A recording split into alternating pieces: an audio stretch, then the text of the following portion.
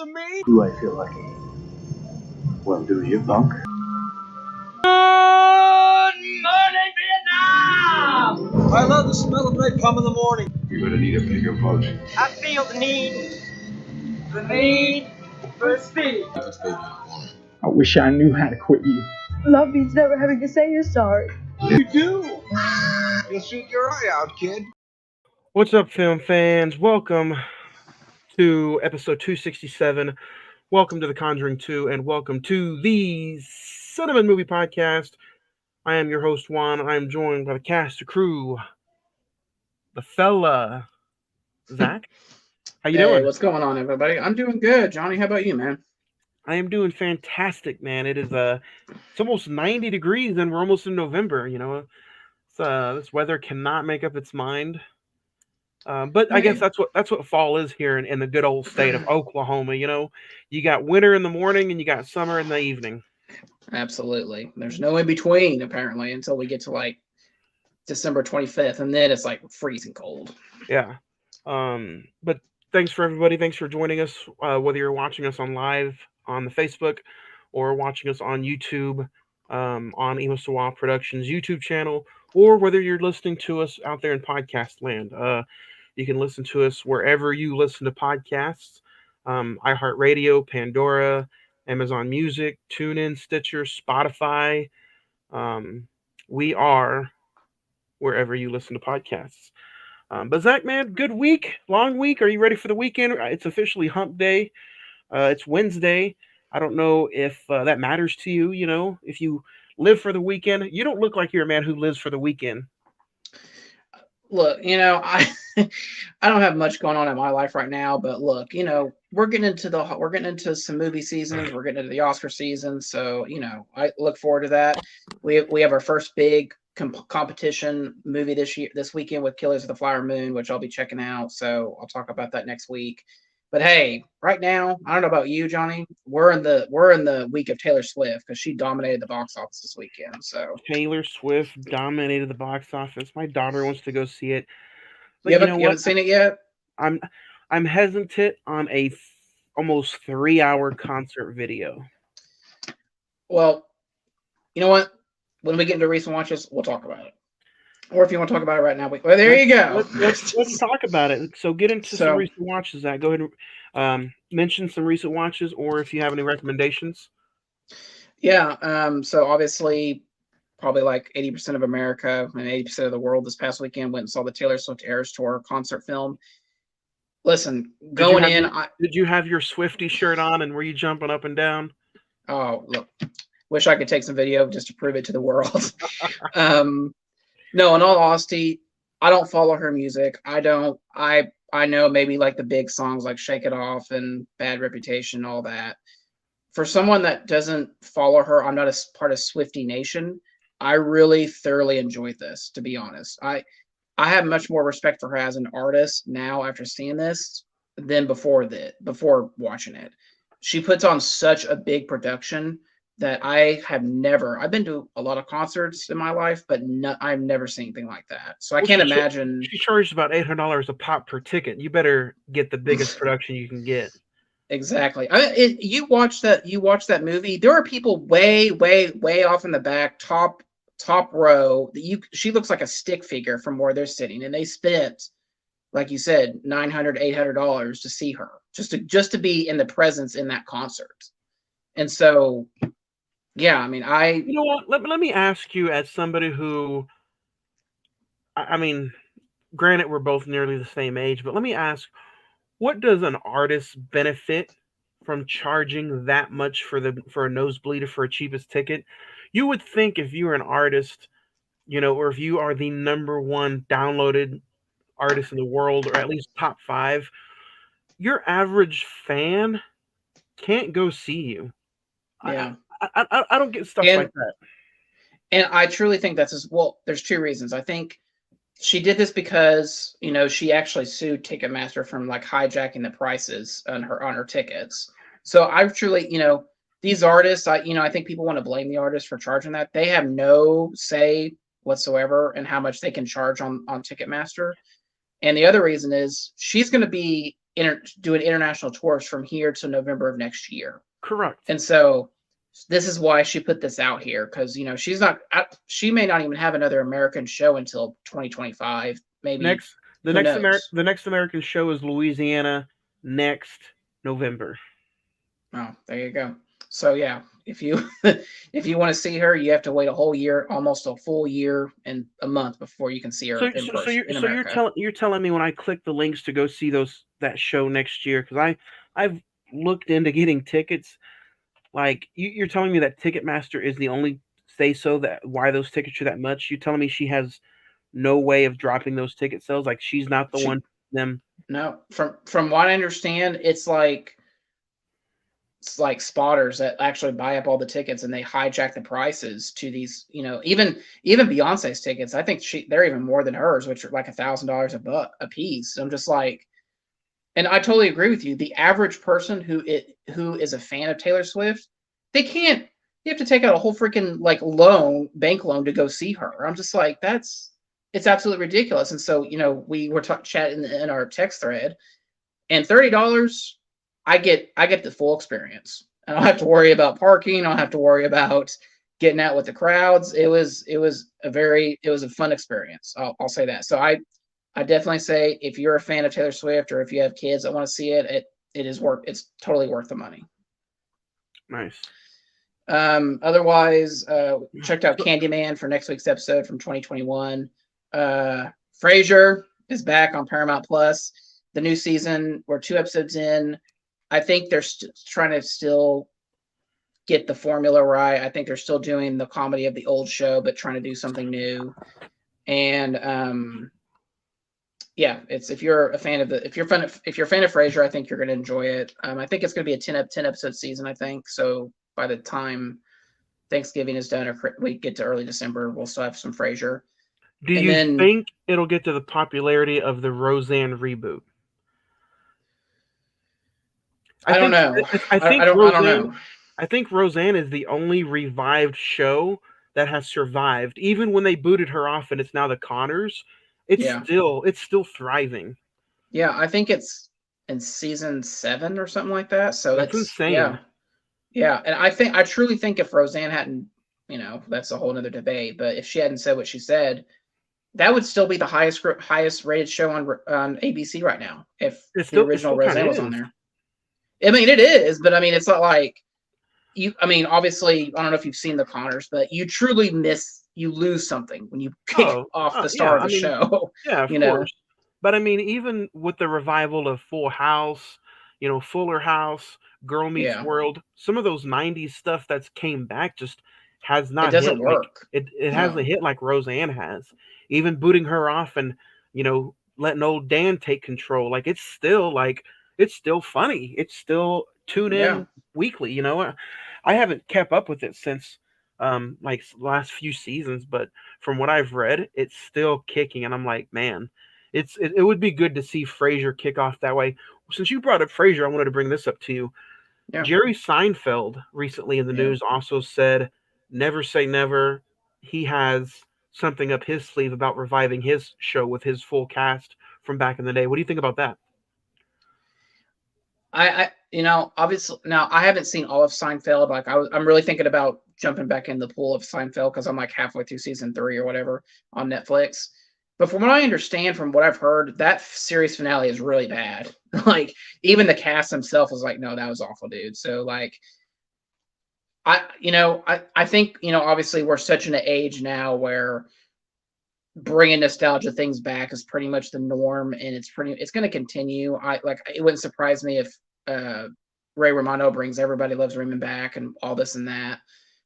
So yeah, it doesn't surprise me. I don't know if it would be like just a remake of the final season, or maybe do what Frasier's doing and just do like a complete quote unquote reboot, but still like a requel type thing. That would be best. Yeah, I don't know. I mean, it does surprise me because he said he would never do that at some point. But like you said, never say never. Exactly. What else do you recommend? And then lastly, I checked out. I talked about Ken Burns several times on the show before. He has a new show a new 2-part documentary about the American buffalo, which you would think, like, why would you want to watch that? That story about the buffalo, because I don't know if you may or may not know, Johnny, that animal was pretty much almost the verge of extinction by the like late 1800s. And something I really didn't know was that at one point there were tens of millions of them all over the United States, as far as north as Canada to south as Florida. And then I don't want to give it away, but it's truly remarkable that animal is not extinct, to be honest. And then they're still roaming the wilderness in America and on the plains. I like their wings. Yeah, it's a great commercial. So yeah, Ken Burns, American Buffalo, Frasier on Paramount Plus, and yeah, go check out the Taylor Swift Air Store in the theater. If I had to recommend anything, I'll run through my watch list real quick. Since last week's episode of Texas Chainsaw Massacre, I've went through Aladdin, Misery, first 2 episodes of Loki. Any good? Highly recommend. I really did enjoy the first season of Loki, and the first 2 episodes at least have been wildly entertaining. Owen Wilson, Tom Hiddleston, I could watch them all day. They vibe so well together. I watched Strays on Peacock. It's trash. Misery, rewatch Pikachu, The Omen, Rosemary's Baby, The Conjuring, Edward Scissorhands, The Exorcist, The Shining, The Conjuring 2. Also watched the first, I think, 5 or 6 episodes of Goosebumps that came out on Hulu and Disney Plus. It's garbage. It's trash. It shouldn't have been brought back. Is it connected? Is it connected to the Jack Black movie, or is it its own thing? It's its own thing. And you know how each episode of Goosebumps was different, like the Twilight Zone? No, each episode connected. So far, all 5 of these episodes, it's connected. It's one big story. But it's garbage. I wouldn't pay attention to it. I'm not gonna watch the rest of the series. So actually, if I had to recommend anything, I would go check out. Oh, also checked out Zach. Since we're talking about the '90s and TV shows, I watched the first 2 episodes or first 3 or 4 episodes of Dawson's Creek. Oh yeah. Have you ever seen that? They have the Blu-ray set at Best Buy, so I'm really considering it. Is it good? Well, I paid for it. I bought it. I didn't know that Dawson, played by James Ader, is a Steven Spielberg fanatic in the movie. Yeah, I've heard that. And he's also a 15. He's supposed to be a 15-year-old in the first season, but he's wanting to go through film school, and that's what he's obsessed with. So I'm like, man, how have I not ever heard about this or paid attention to it? But the first 4 episodes, if you really want 90s nostalgia, I highly recommend it. It's on Hulu if you don't want to pay for it. But yeah, I'm loving every episode so far. Okay. Yeah, it's been on my go back and rewatch shows I miss list, and so it's just, it's kind of like, it's very much in the vein of like the OC, One Tree Hill, where it's just like the teen comedy or dramedy that but came out in the early 2000s. It's only 6 episodes. Now I will say this: if you don't like the teenage drama of like maybe Scream, I don't think you're gonna like it, because it's written and I think directed. Kevin Williamson might have directed a few episodes, but I know he wrote the whole thing. And he's the same guy who wrote all the Scream movies. So if you don't like that kind of teen drama, then you may not like. But the moment I found out, I was like, man, Dawson's a huge Spielberg fan, and he's just in love with movies. It drew me in, and it's been pretty entertaining. If I had to recommend anything, Edward Scissorhands, The Shining, The Exorcist. Edward Scissorhands is going to be an episode in January. Go check out those movies. I can't believe that it's been almost 5 years since we talked about The Shining. Fun movie, even though it's almost 2.5 hours long. And then check out the first 2 episodes of Loki. So. Yeah, I need to. I don't know, just kind of The ticket. I saw that the tickets from the Marvels went on sale. I'm not even bought mine yet. I'm just like I don't But know. Strays is trash. So don't waste my time with it. It's an hour and a half, but it's completely just raunchy, stupid comedy. I think I laughed maybe once or twice throughout the whole movie. Mm, So, not a good sign. but yeah. But let's get into today's episode. Today we're talking about The Conjuring. Currently on IMDb, it has a 7.3. Rotten Tomatoes is at 80%. The Metascore is at 65%. The budget was $40 million, and it grossed a little over $322 million at the box office with a release date of June 10th, 2016. Ed and Lorraine Warren travel to North London to help a single mother raising 4 children alone in a house plagued by a supernatural spirit. Starring Vera Farmiga, Patrick Wilson, Madison Wolfe, Frances O'Connor, and then you have the debut, I believe, of Bonnie Aarons, who plays the nun. Directed by James Wan. Zach, we're starting off with you. Do you remember the first time that you saw this movie? What was your thoughts getting out of the movie? And then what was it like revisiting it for the episode? Yeah, saw this in the theater, summer of 2016.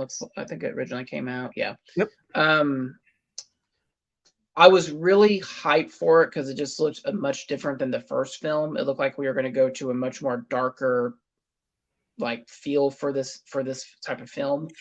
Man, I was just creeped out the entire time sitting in the theater. It had a lot of ambiance. It felt very demonic, I guess is the word I want to use. It just felt like anything could happen at any moment. And I hadn't seen it in a couple years, and I know we've had all these different Conjuring movies since then. But on this rewatch, I still had the same thing. I felt like I was really worried about the rewatchability. It's like, it's 2 hours and 15 minutes. Like, is this going to hold up? Is this going to be as good as I remember it? And I still hold my stance that this is the best Conjuring film. So I'm gonna go a little sidetrack with you. I'm gonna go a little opposite ways. Saw this in the theater opening night. Like, I went and saw it on the biggest screen possible. It was an absolute blast in a movie theater. The last few times, and definitely rewatching it for this episode, I'm like, kind of not really nitpicking, but and I don't know if maybe it's because I watched the first one a little bit before this one, or I don't know if but I just kind of felt like, okay, did we really need a almost 2 hour and 20-minute horror film about yeah, I don't know, but we'll get into it. I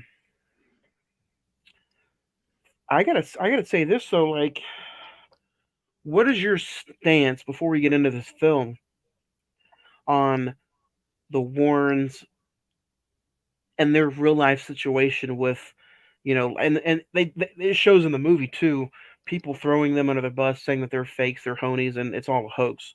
What is your personal, real thoughts on that couple? Or just in spiritual, natural, if I can get some of your beliefs that way.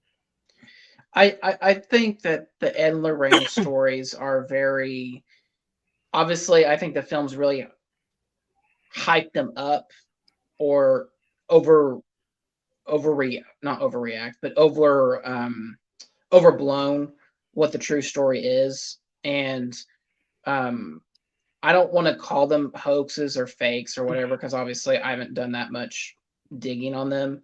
But I will say that they've definitely had a lot of experiences that are very obviously supernatural and unnerving, but at the same time it's just like, the Annabelle doll, which is obviously a staple of this universe. It's just a Raggedy Ann doll in real life, and so you're just sitting there going like, okay, so how can so some of the things, obviously obviously there are some things in this universe and obviously in their real life that it's just like I feel like if they're overblown just for the sake of overblown, and in reality, it's just like it wasn't as big of a deal as these movies make it out to be. What about you? Uh, Same thing. I'm not gonna say seeing is believing, or get into that whole unnatural spirit versus what I believe and what I see. But I agree. I do think the movies overblow maybe some of the real life situations, But I don't know if I would probably, if I'm gonna pick up a Conjuring movie, I don't know if I agree with you. I think number two is probably one of the better ones, but I think it's obvious that it's one and two. I don't think I'd want to actually pick up the other ones to No. kind of dive down that rabbit hole again. Well, and I really wanted to watch this before coming on here to talk about this movie, but I just ran out of time. But there is a documentary on Max called Devil's Road: The True Story of Ed and Lorraine Warren. You can check it out. And it interviews and archives chart paranormal power couple as they rise to fame. So I think that'd be just like some good homework. I don't know if I'll get to it, but I'd like to watch it just to see kind of the true story of this couple and how famous and like they came during their time. So this movie touches on one of the classics of all time. It touches on the Amityville horror at the beginning of the movie, Yeah. which of like if you're a paranormal horror fan, like that should be one of the movies you put up there with your paranormal status. But like whether it's the Ryan Reynolds version or the original, Brolin film, what do you think of them putting that at the beginning of the movie, like touching on the actual Amityville horror? Oh, you see, like that's what got me in the mood. I love the opening of this film where she's just kind of like going through the steps of Ronnie DeFreo, I think is his name, that murdered the family, and it's just the seance and her just kind of going through the whole motion of what he did to his family, and obviously, there's been bunch of stuff since then. Was he possessed? Was he just crazy? Whatever. But that opening really set the tone for this movie, and it also sets up the tone of, or sets up the idea of, you know, someone is probably going to die by the end of this, whether it be Ed or Lorraine. And I really like that concept, even though it's played out through the entire film, and we bring in the nun, which I'll talk about briefly when we get to that. It is really for me, it just really set the mood, and it really set um, the pacing for the rest of the film. What about you? I'm being a fan of both the remake and the original. I like the opening. I think the Amityville horror movie, like the actual film, is like uh, it's good, and I don't know why people hate on the Ryan Reynolds one so much. Like it's only an hour and a half. It's a reboot. It's updated. You're in. You're out. The original one is Mm-hmm. like 2 hours long. This one too. The Conjuring 2 kind of had me twiddling my thumbs a little bit. Like I was gonna ask you, does runtime matter? I know it matter. I'm having a stroke. I know it matters in some movies, but does it matter in horror movies to you? To me, it doesn't, because if it's done right, I can sit and watch an almost 2 hour and 35 minute movie and still be fine. But I Yeah, really felt like I was just twiddling my thumbs for in The Conjuring 2, like 217, 220. Like, come on. I didn't have that because I felt like there was plenty enough. I don't want to say jump scare, but there was a lot of tension throughout, because when we get to Edenfield, I was really worried when we got to Edenfield and the family that gets haunted. I was kind of like you, were just like, oh my god, can we please move on with this and everything? But I felt like the amount of scares, the amount of There's so much to uncover and so many layers. yes. And I think the other thing that really helps this movie, and I don't know if you really caught on to this on your viewing, was the cinematography. I thought this movie was really shot very well.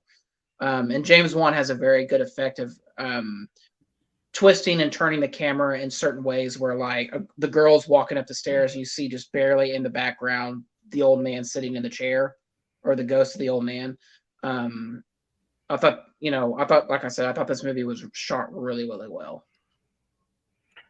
I think that's why I kind of had just a little trouble with it. Like, I understand the layers and you have to peel it back. And, you did have, essentially, you had a ghost being possessed who is troubling the family.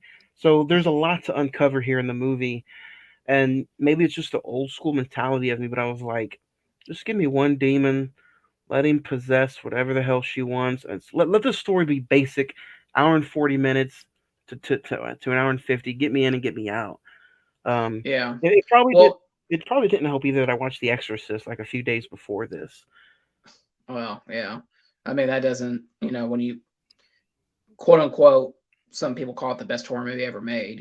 That's, obviously in this film definitely takes um But this whole universe definitely takes um I, tributes and homages to The Exorcist. I think it's definitely a better possession film. I wouldn't call it the greatest horror movie of all time. It's definitely a better possession film than any of the Conjuring movies.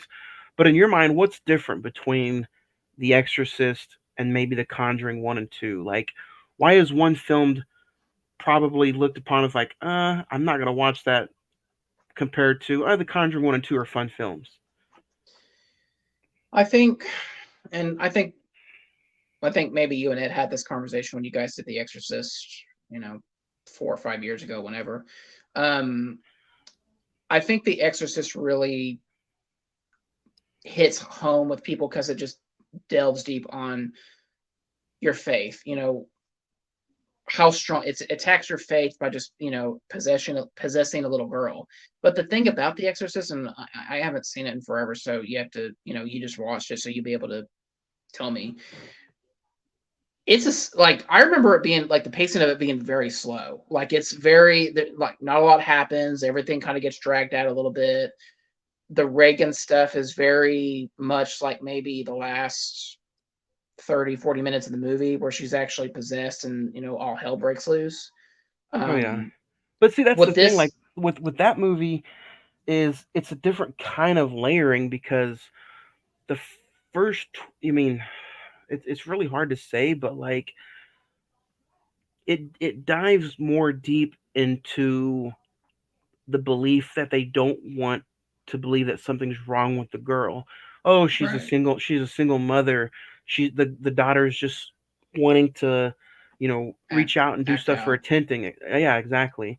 Yeah, Especially with her going through uh, she thinks that there's rats in the attic, and she's kind of wealthy, but yet she's still a single mom. So yeah, um, it dives deep more into stuff like that, and it almost like proves the daughter's faking it. And I brought that up for this simple fact that they believe the same thing in The Conjuring 2, that the yeah, family and the daughter are faking it. So that's where I wanted to compare and contrast kind of to yeah, where one movie is, again, it's still a long movie, but like I had a lot more fun tearing off the layerings of The Exorcist compared to maybe The Conjuring 2 because they threw so much evil at you at once because The Exorcist you have just the one demon, in The Conjuring 2 you have the spirit who's being tortured by the nun and the crooked man.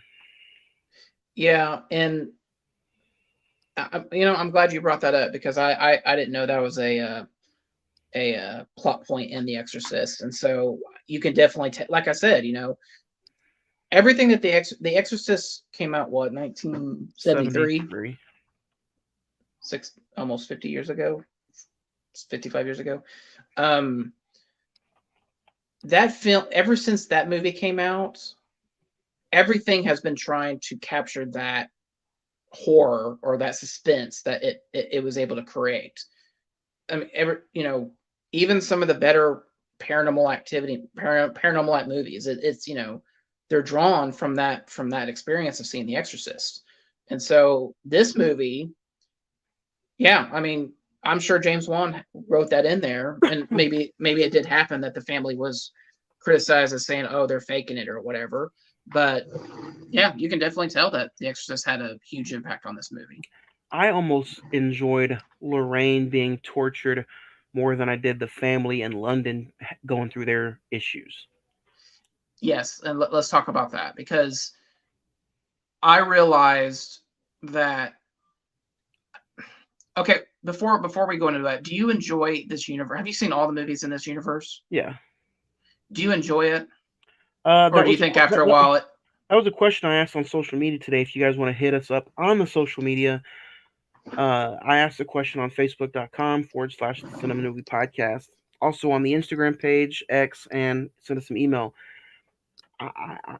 I think the universe is a little overrated. If anybody else wants to chime in, you can. Um, but yeah, I asked if you guys think that the Conjuring universe may be a little overhyped and overrated. I think besides Conjuring 1, 2, and 3, and I know the third one is kind of trash, some people say, but outside of those three movies, I think the side stories are not very entertaining. You know why they're not very entertaining? I figured this out with this movie was the nun specifically works so much better as a side character and not its own thing because you don't know what it is, who it is, the backstory of it, and at the end of the day, you don't care. It's a terrifying nun that's haunting people. You don't need a whole backstory of like, oh, it's a angel that was cast out from heaven or whatever. It's just like, no. The best thing one of the best things about this movie is the scene where the nun terrorizes Lorraine, like you said, in the office, and like her shadow walks across the room to the picture, and the picture just lunges at her. That's like That's that's such terrifying. that's more terrifying than anything in the two nun movies, and that's sad to say. I'm sorry. I like And I like the London feels. I like the cloudiness, the gloominess of the UK, and yeah, the school scenes. I liked all that, but when it came to like the family and them being tortured, I was more entertained by Lorraine being tortured and her having the visions and seeing Ed's Valak, his yeah demise, seeing death. Ed's Yeah, demise than I was yeah. with the actual family being tortured. I think the girl, Janet. I think she has some fun scenes, like when she's home sick from school and she's watching television. And I will say the scene where like the old man is like right behind her and just like scares the living daylights out of her. I jumped in that scene. Um, and so I think there are some good scares in this. Um, I'm glad the Crooked Man wasn't going to be a movie. It was going to be a movie for a long time, but they canceled it, and I'm glad they did because that that does not need to be its own movie. It works so much better as a side character like the nun. Um, yeah, I thought the atmosphere of this movie was really really well done. You're on mute. Um, no, I agree. Like I think that's why these movies, at least the three, are better than the side movies, just because, like you said, you don't need a backstory. It's like these Conjuring movies are 220, and let's just let the side movies be like an hour and a half. Yeah, I think the only one I might have enjoyed was Annabelle Creations, which is the third one. yeah, yeah. Um, Annabelle 2 was horrible. The first Annabelle, it is what it is. Um, but I think that's what you get. But also, you have to look at it like, it's like the Marvel, the MCU, like horror movies sell so much at the box office. When Yeah. you have a $30 million budget and it grosses over 200 million, of course they're going to make two or three more or a whole universe because people like to be scared. I'm pretty sure if this was not Warner Brothers, this would be a Blumhouse franchise because And they're but just made so cheaply. but that's another thing. That's another universe that's just that we can touch in and not doing very well. They're making a lot of money, but the content that they're pushing out is just not very good. Um, Yeah, I mean, and the I mean, I've heard the Exorcist movie is terrible. and it shows you that the Halloween rights is was up for grabs again, and Yeah, Miramax bought them out. So Miramax has the film and TV rights to Halloween now, and I've heard that they're going to push out a whole nother universe with Michael Myers in the next few years. So, um, I don't know. well, but It's just I think the movie, the nun scenes in this movie, The Conjuring 2, was probably a little joyful for me. Um, yeah. And I think one of the coolest scenes in the movie is when they finally get the word saying that Janet is possessed. And I like how it's a gradual progression of it's Janet that's being terrorized. Then the sister and the siblings are being terrorized. The mother finally gets in on, the nightstand gets thrown across the room. I like the gradual progression of every like each person starts to believe that there's something going on in this house. And so when the Warrens finally come over and they interview Bill Wilkins, that scene where like it's Patrick Wilson in the foreground and in the background it's like real shaded, and you see the girl finally slowly transform into Bill, and it's like a shadowy figure. You don't really get to see him. I thought that was an excellent scene. Like I was surprised I didn't like notice that better in the theater, to be honest. There's definitely, I mean, that's the thing about movies that are layered is you definitely get more with more times of being viewed. Yeah. What do you think? The Rottweiler Oh, that yeah. turns into the Crooked Man, I thought was a really cool scene. What do you think about? Because obviously the Crooked Man was again another soul or demon tormenting Bill. But what did you think of adding a third, like really character into that? Like to me, I feel like the nun would have been just fine, and if you would have cut the Crooked Man scenes out, that would have dropped this film like another maybe 15 minutes. Like, what'd you think of the Crooked Man? Obviously, you said earlier that he was bound to have his own movie, but thank God that didn't happen. Yeah. I can't say that I want the Crooked Man scenes to be cut out, because they actually it's a great design for a character, and I think it brings a lot more intensity to the film. But I agree.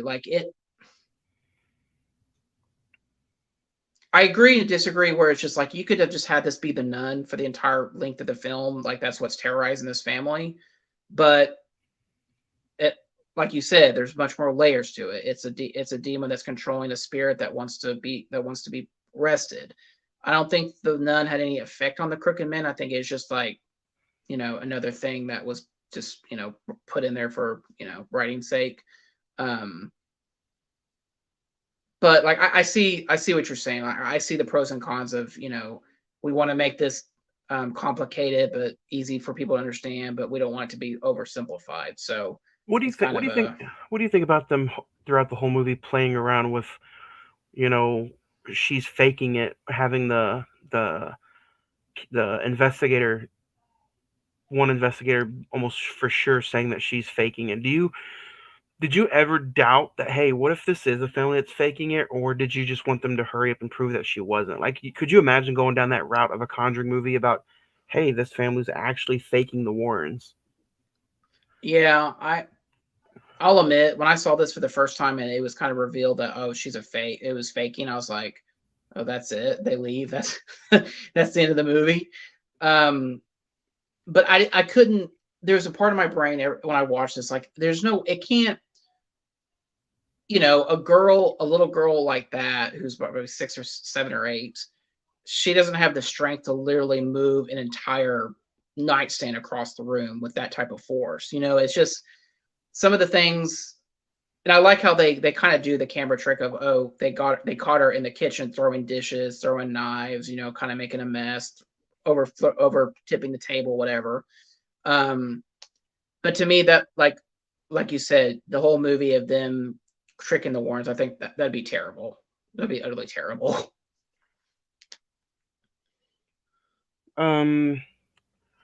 Patrick Wilson.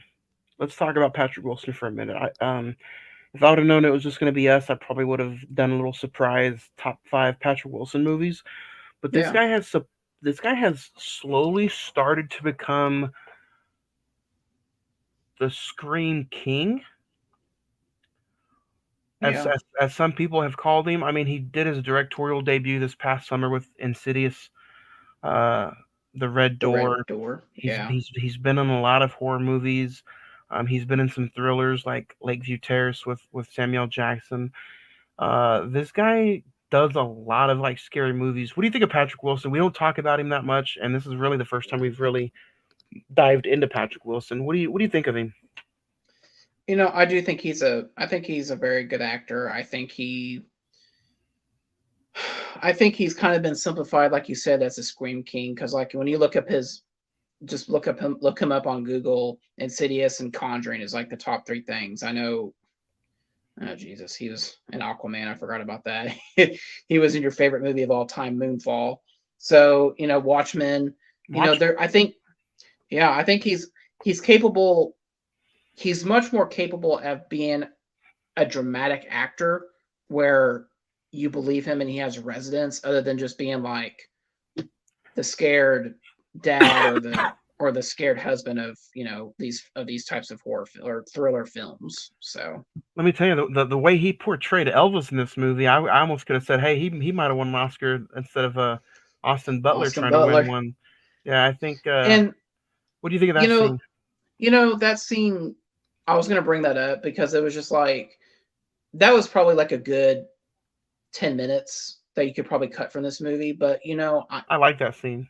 I like it because it brings levity. It brings kind of just like calmness to the situation. And it also humanizes these people, where it's just like, they're going through a horrible thing where you want them to succeed. And it really plays up the idea of you like Ed Warren, and you're afraid that he's going to be killed off by the end of this movie. So when that scene happened, when I was watching it for the first time, I was like, that's the storytelling of letting you know that he's going to die in this movie. Yeah, and I believed it. I was like, oh, so he's being charismatic, so they are going to kill him off in this. So, and really, to be honest, I really didn't think that, obviously the whole thing is he was going to get impaled by a tree or whatever, but I kind of thought that he was like, when he's down in the basement and like trying to fix the pipes, I really thought that maybe he would have drowned to death or something like that. That's the watery basement scene. That was a pretty good scene. Yeah. So, and then something I noticed on, like you said, the layers of this film is that when Lorraine has her like her little haunting and she's like stabbing her Bible or carving the name of the demon in the Bible. If you notice very carefully on the bookcase, it has the name Valak spelled out with those big golden letters. And I caught that on this view, and I was like, wow, that's kind of a good Easter egg for the rest of the movie. So that being said, with even the actress who played Lorraine, like she's one of those layered actresses, almost opposite of Patrick Wilson, how he's kind of stuck to maybe almost one type of genre of film. She's completely almost touched everything. Besides The Departed, what else did you like her in? Something I really liked her in was Bates Motel, where she played Norman Bates' mom. I thought she was excellent in that. The Departed, obviously. Up in the Air is a good movie with George Clooney. I don't know if you've ever seen that. Oh yeah. She was in The Judge with Robert Downey Jr. and Robert Duvall. She was very good in that. Godzilla, King of the Monsters. Yep. Yeah, she's been in a lot of stuff. And she's another actress that really can bring emotional depth. Her face is kind of like the same and everything, but she's able to use emotion to make her characters, for you as a viewer to enjoy her characters. So the old man who kind of plays the guy who wants to believe the family and tells Ed that he needs to take a step and a leap of like faith. Not a very well-known actor, but in this movie he's very authentic.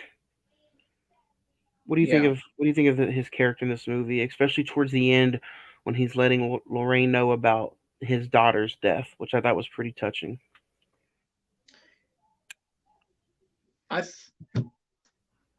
Which one is that again? The older guy who plays he's Maurice.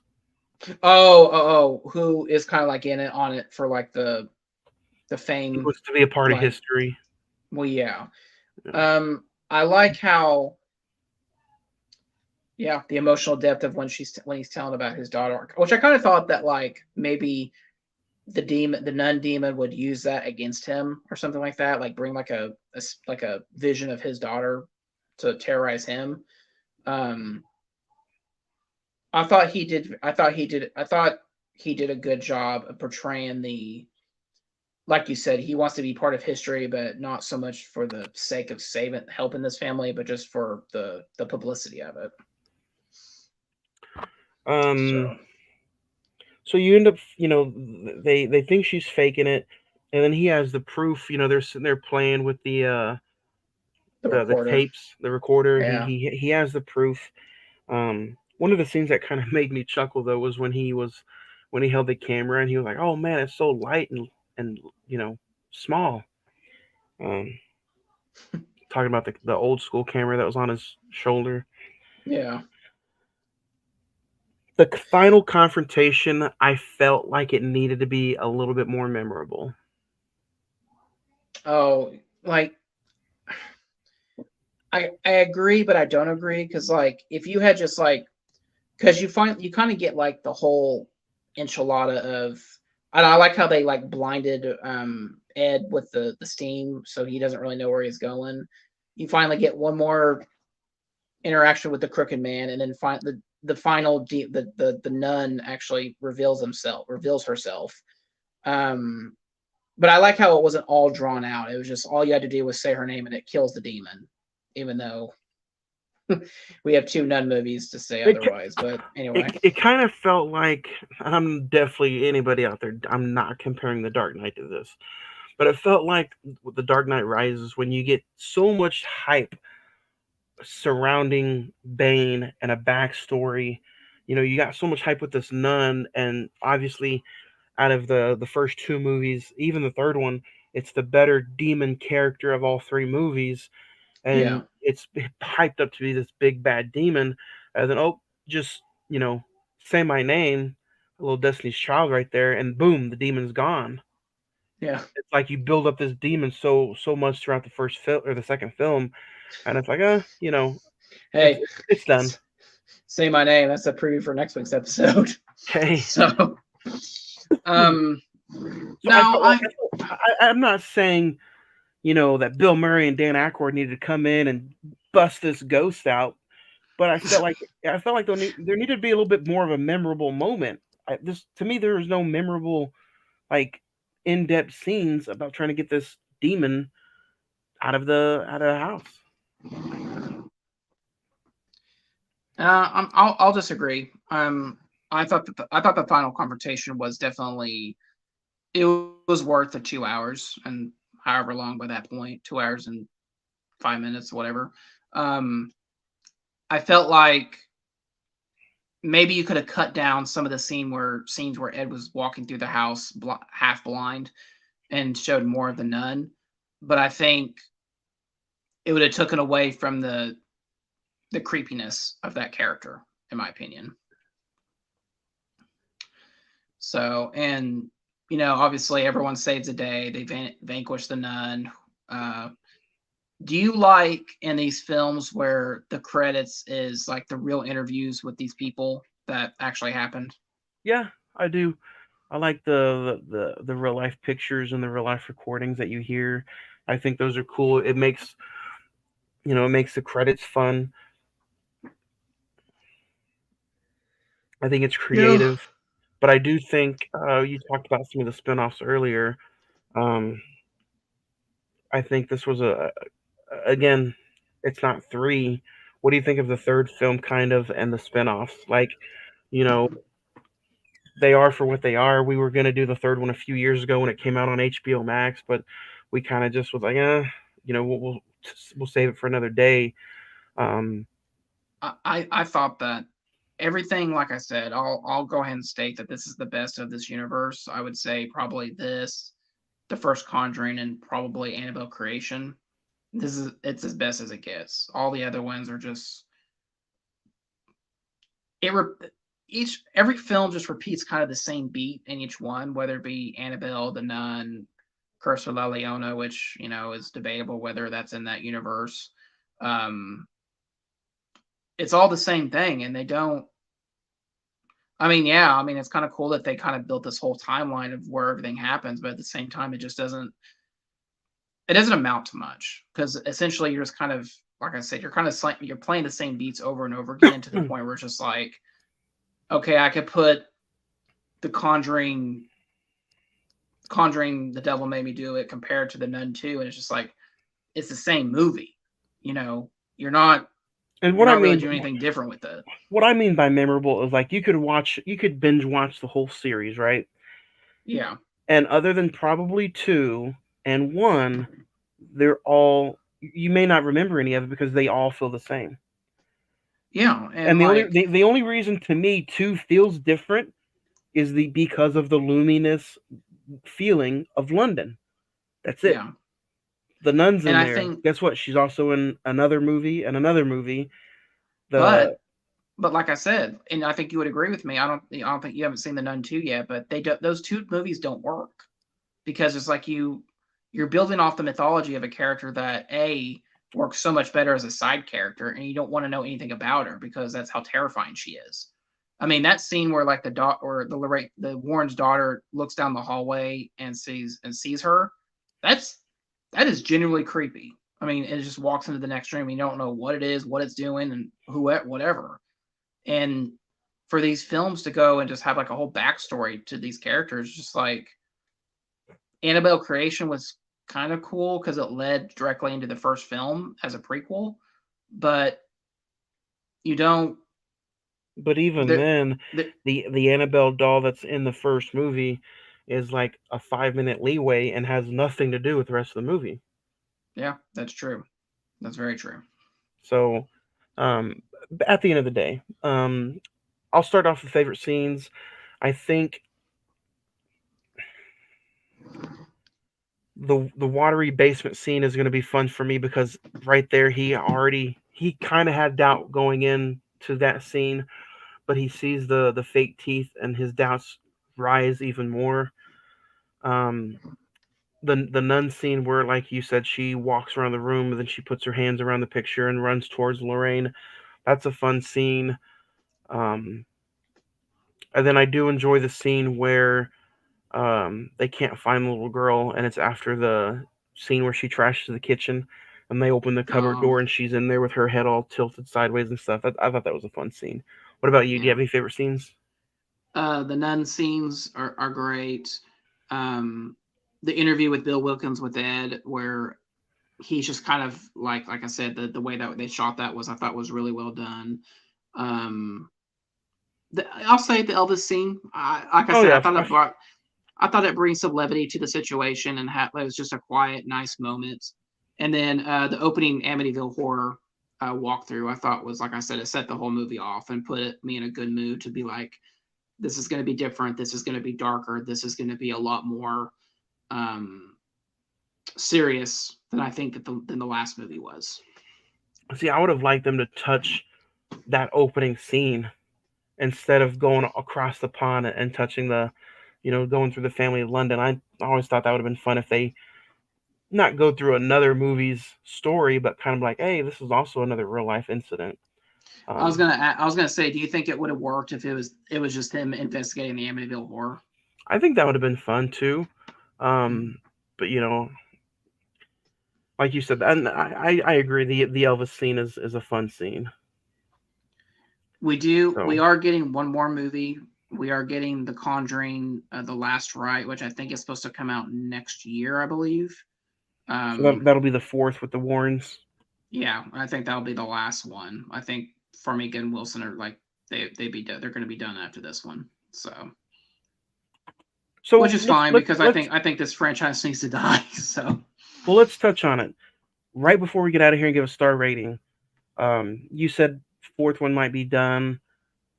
Other than the Conjuring films, are you looking forward to the 4th one, or are you just like, you know what, did the 3rd one leave that bad of a taste in your mouth that to you this franchise just needs to go? You said it yourself, it just needs to go. I stand by that. I don't think The Last Ride is going to make. It's not one. I don't think it's going to make the money that they think it's going to make. Number two, it's not going to hit the high that this one does. Um, I think pretty much people are tired of this universe. It's kind of like Paranormal Activity. After a while, where you're just like, okay, we get it. It's ghosts, demons, and everything. The third one is terrible. I remember you saying that we're going to do that one, and I said, dude, let's don't waste our time with this. Yeah, I if they want to do The Conjuring, The Last Rite with Farmiga and Wilson one more time, I'll see it. I mean, I'll probably see it when it comes out. But other than that, I But think that should be the end of it. you know what? And I know we can't. We was the third one not a decent film? You know, some people say it was decent. Some people say it was trash. Can't count the money for that one because it came out right in the middle of a pandemic. But you know what?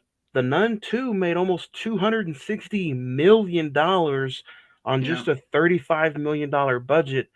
yeah. So whether we like it or not, this franchise may not go away. And I think The Conjuring 4, with no pandemic behind it, could reach, maybe depending on when it comes out, where it's sandwiched in between, could make anywhere Hmm. from 350 to $400 million. Yeah, I mean, So I mean, I don't know. I don't know where the side character movies are coming from, but this franchise is just like the Fast and Furious movies, continues to push out money, you know. So I mean, they're doing something but right, but to me, they're just not memorable. I don't think but to me, everything doesn't need to turn into a cinematic universe. I and yes, I blame Marvel for this. That's exactly why we're in this spot. I mean, the fact that they in August of this year, one of the filmmakers said, "Yeah, we think it'd be kind of cool to have like a film. You know how the Warrens have like their closet full of all the different demonic stuff. Like they want to do something like that, where it's kind of like an anthology with all the different demonic or All the products or devices have their own movie. yeah, just no, we don't need to do that. Just stop. It's fine. Like the Nun and Annabelle, while I think we both agree that they're not very good films. That's as close to that as you can possibly get to make it like an anthology or a universe. The Crooked Man works in The Conjuring too. You don't need its own film for a little toy that has like a really tall, demonic looking Slender Man type creature. So No. Let's get into star rating, 1 out of 10. One being an absolute Annabelle, and 10 being an absolute powerhouse of a Patrick Wilson. Um, you created I'll that go. on the spot. I did. I'll go. I'll go 7 with this. It's not terrible. There's some things I would change if I really wanted to like it some more. Um, but I think it was just a little too much on the runtime. And I, like I said, I'm a little old school. I would have liked if there was less layers to this movie. Does it hit its fine status? No, Or is it better than it's fine? I think that's a little bit more than it's fine. Um, I just don't know if this is a movie I'm going to grab every spooky season. You know, Right. I always base my ratings off of how many times can I watch it with enjoying it every single time. This is just one of those movies where, you know, a 7 is as good as it gets. It's not Yeah. like, as yeah. I don't think I'd watch this every year. I'm gonna go a little higher. I don't watch this every year, but it was a great rewatch. I think it still holds up almost 8 years later, I think. No, 7 years later. I'm gonna give it an 8. I like I said, I think this is the best that this franchise has gotten. I don't know. I don't remember what I gave the first Conjuring. I think a 7, maybe. Maybe I gave it an 8. I don't know. I have Um, both my viewings at a 7. I think I think you can like the first one for some things, and you can like the second one for some things. I don't think one is superior to the other. oh, I think the Conjuring 2 is superior to the first, just in my opinion. But like I said, great atmosphere, great cinematography, good performances. I think there is some good scares. Um, and while it does set up some stuff that we don't need 2 nun movies, whatever. that nun character works so much as a side character, so I'll definitely give it credit. So 8 out of 10 for me. So you're saying you like your nun as a side piece? Mm-hmm. You have no idea. So, but Zach, well, after going from that, did you want to hit a I couple emails? I dare you to say his name next week, Zach. Oh, you talking about Candyman, the 2021 version? Next week, Candyman 2021. I think we might have some. I don't know how you feel, but if there's anybody else that might join us, um, I think this movie, Zach, gets shit on a lot. And I don't understand why. I don't understand why either. It's rotten on the on the Rotten Tomato ratings. It's only got a 5.9 on IMDb. We'll get it all into that next week. But yeah, this gets some trash ratings, man, and I'm kind of excited to dig into it next week. What about you? Yeah, I rewatched it last week just to stay ahead of the game, and I'm really looking forward to talking about it. So that's what we're ending the next. It's already spooky season's already over, Zach. Next week is the final one. I mean, we get to talk about Talk to Me on November the 1st. But what do you think about that, man? Next week is the final episode before Halloween already. It's flying by. Time just flies by, like you said. I think I read the other day. I think I looked at the other day. We only have like 50 days before Christmas or something like that, almost to the day. So I'm just like, oh, freak. So I hit those malls for gifts. So next week we end October with Candyman 2021. You can check that out on Peacock. I'll go through November real quick. November the 1st, we're talking A24's Talk to Me. November the 8th, we're talking Prey. November the 15th, Mission Impossible Dead Reckoning Part 1. November 22nd, Barbie just came out on Blu-ray the other day, so go check that out. And then November 29th, we're talking Oppenheimer. So we're doing our Barbieheimer just like everybody else did in the summertime, but we're saving them for physical media. Back-to-back weeks, Barbie and then Oppenheimer. Zach, that's a packed month. It's a packed month. It's been a long time, but I think this is our most, as far as different films go, I think this is our most jam-packed month of the year so far. What do you think? Yeah, I mean, we're going to talk about two of the biggest films of the year. I don't think we can't leave this year without talking about Barbie, just how much money it's made. Oppenheimer, I'm really looking forward to rewatching. Mission Impossible. Prey is going to be an interesting rewatch to see if it holds up a year later. And Talk to Me, hey, it's A24. What can we say? There's a lot of people trashing that movie too recently, so it's going to be fun, and we'll talk the ins and outs of Candyman next week. We might have some rants or two just because of how much hate this movie gets. But Zach, other than that, man, I think it was a fun episode. Like I said, you guys can follow us on the social media. We're doing a bunch of giveaways on the social media. Digital copies will be given out from now until the weekend is over. So go check out the social medias. I just gave away the Exorcist 4K digital copy earlier today. So go check that out. But Zach, before we get out of here, do you have any final thoughts on The Conjuring 2 before we get out of here? Yeah, just go check it out. I'm surprised this is not on Max. It's the only Conjuring movie that's not on Max, which doesn't make any sense. But yeah, go check it out. Next week, this weekend I'm seeing Killers of the Flower Moon, so I'll give my review on that next week. So 3 hours and 40 minutes. You're gonna go see during the day, in the morning, or at night? I think we're gonna go. I think we're gonna go check out like a 3:00 showing, so we'll be out of there by like 8:00 7 at night. So should be entertaining. Everybody go see it. It was filmed and made right here in Oklahoma, so go check it out. Brand new Leonardo DiCaprio, Martin Scorsese movie. Zach, you're the only one who's seen The Nun 2. Is The Nun 2 worth watching by Anna? I will say it is better than the first Nun movie, but that's not saying much. I'll just say that. So, and Zach likes his nuns on the side, so I'll just say for the Nun 2, it's fine.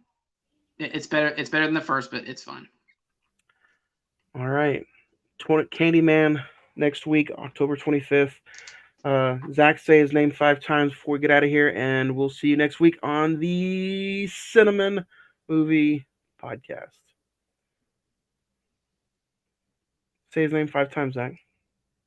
I dare you. I'm good. We'll wait till next week to do that. Say it. Scream.